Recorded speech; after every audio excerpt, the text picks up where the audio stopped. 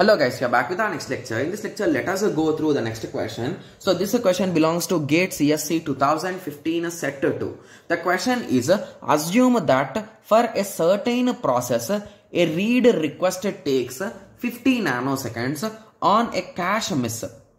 Okay, so here they are saying if a cache has been missed, it will take a total of 50 nanoseconds and 5 nanoseconds. If a cache is a hit, it will take 5 nanoseconds. Suppose that while running the program, it is observed that 80% of the processor read operations will be hit. So hit ratio is 80%. If you convert it into normal numbers, that is 80 by 100, which is a 0.8. So the miss ratio of a cache is 0.2, right? Yes. So what they are asking is the average read access time in nanoseconds. So in the question, did they give it is a simultaneous or it is a... Okay, so did they give what type of access, guys? I think they did not give anything, right? So they did not say whether it is a simultaneous or hierarchical. So when they did not mention in the question, always take the hierarchical one, guys. So if you observe here carefully, there are only two levels. So this is our CPU and we are having a cache and we are having our memory. That's it. Okay, so in the cache they give, so 80%, that is a 0.8 is a hit ratio and it will take 5 nanoseconds.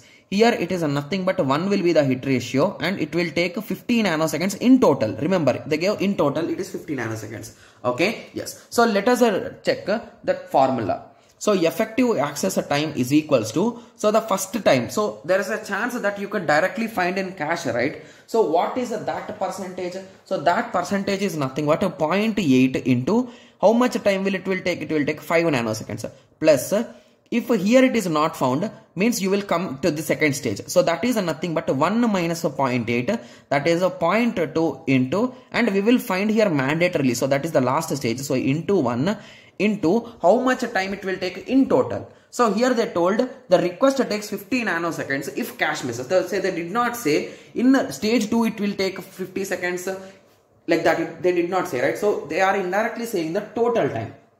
Okay, so the total time is 50 nanoseconds.